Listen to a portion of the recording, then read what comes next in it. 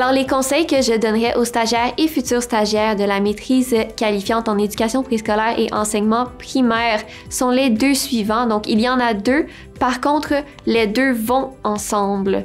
Donc, le premier conseil, ce serait au niveau de l'insertion professionnelle dans le milieu de stage et le second se situe plutôt au niveau de la collaboration avec les parents et l'équipe école. Donc, pour ce qui est de l'insertion professionnelle, parfois on peut être tenté de plutôt se concentrer sur construire notre lien avec notre enseignant, notre enseignante associée.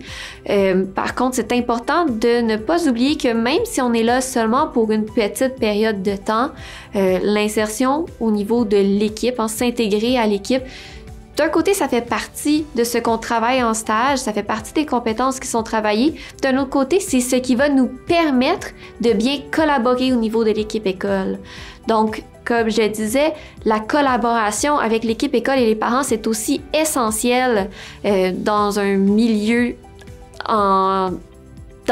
scolaire. Ça va nous permettre de mettre en place des pratiques inclusives dans un milieu de diversité qui vont vraiment être pensées en fonction des besoins des élèves, en fonction des besoins de la classe. Ça va nous permettre, en créant notre lien avec les autres professionnels de l'école et avec les collègues enseignants et enseignantes, non seulement d'être à l'aise d'aller les voir s'il y a des questions, ça va nous permettre d'enrichir notre pratique également. Ça va nous permettre de mieux connaître les façons de fonctionner, par exemple des orthopédagogues, des techniciens et techniciennes en éducation spécialisée et de mieux pouvoir collaborer avec eux afin que les interventions soient coordonnées entre les différents membres de l'équipe école. Alors, si j'avais 2 conseils à donner, le premier, ce serait d'avoir confiance en soi et le deuxième, de vraiment avoir du plaisir. Tout d'abord, la confiance en soi parce que oui, on est stagiaire, on va apprendre, mais justement, on est là pour apprendre. Il y a aussi des belles opportunités, on va pouvoir essayer des choses. Et la relation également avec l'enseignant ou l'enseignante associée, c'est que nous-mêmes, on a aussi des choses à apporter grâce à ce qu'on a vu en cours. Je parle par exemple de différents dispositifs que peut-être notre enseignant ou notre enseignante associée n'a pas encore mis en place et que elle aimerait pouvoir justement expérimenter. Je prends pour exemple la robotique. Il arrive souvent que ce soit des dispositifs dans certaines activités avec lesquels certains enseignants qu'ils aimeraient installer, mais ils ne connaissent pas, ils l'ont jamais essayé. Puis là, c'est l'occasion jamais de le faire.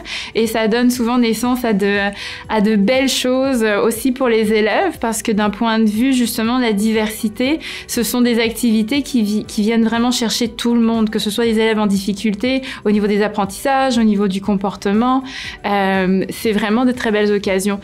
Puis quand je reviens donc au deuxième conseil, d'avoir du plaisir, eh bien justement, c'est de voir aussi ces défis dans un côté positif et se rappeler que ça va être notre profession.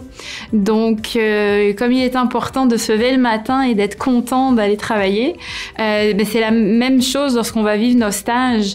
C'est de réaliser qu'il y a une belle journée qui arrive avec malgré les défis, il y a toujours du positif aussi à en retirer.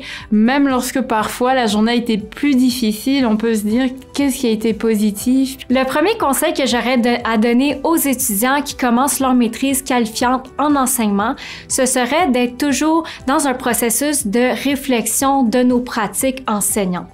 C'est facile quand on est stagiaire ou enseignante de se remettre en question et d'avoir un discours négatif sur nos pratiques.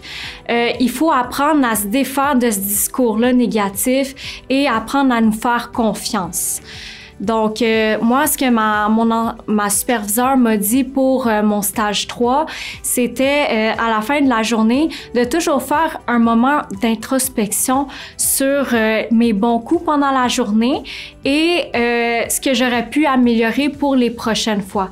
Donc, par exemple, si j'ai eu un élève qui a fait une crise durant la journée, eh bien, il faut pas avoir ce discours négatif-là que c'était de ma faute si il s'est désorganisé. Il faut plutôt adopter un discours de qu'est-ce que j'aurais pu faire pour réduire les conséquences de cette crise et ça a été quoi mes bons coups lorsque je suis intervenue avec cet élève.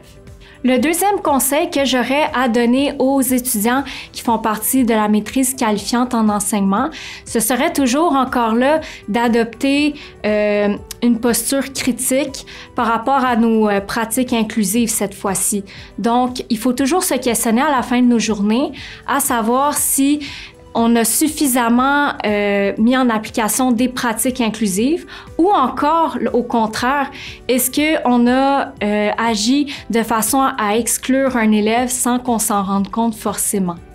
Donc, je pense, entre autres, à la fin de la journée, est-ce que je pourrais, par exemple, me questionner, est-ce que l'élève qui est non scripteur, non lecteur dans ma classe, j'aurais pu faire autre chose pour l'aider? J'ai, par exemple, mis à sa disposition un tuteur pour l'aider en écriture. Est-ce que j'aurais pu faire quelque chose d'autre pour aider cet élève-là dans cette compétence, dans le développement de son inclusion et de la compétence en écriture? Est-ce que j'ai fait quelque chose pour lui nuire? Donc, c'est tout simplement de penser aux pratiques inclusives que auxquelles j'ai eu recours dans la journée. La création des liens positifs, le co-enseignement et la coéducation sont des conseils que je prodiguerai aux étudiants qui commencent la maîtrise qualifiante. La création des liens positifs sera articulée comme suit. Comment as-tu passé ta fin de semaine? As-tu des frères et sœurs? Je dois également m'intéresser aux tenues vestimentaires de l'élève. Concernant le co-enseignement, j'ai sollicité l'intervention d'un orthopédagogue pour une activité en mathématiques pour travailler la compétence 2 afin de cerner la situation problème. Pour le suivi des élèves en difficulté, il faut les inviter aux récupérations afin de satisfaire pleinement leurs besoins. La coéducation permet d'inclure les parents aux actions personnelles de l'école. Il convient donc d'inviter les parents à s'impliquer dans l'organisation scolaire de leurs enfants, car ils demeurent somme toute un acteur important dans le développement socio-culturel de leur progéniture. Par exemple, je pourrais demander à un parent si son fils est allé à la bibliothèque.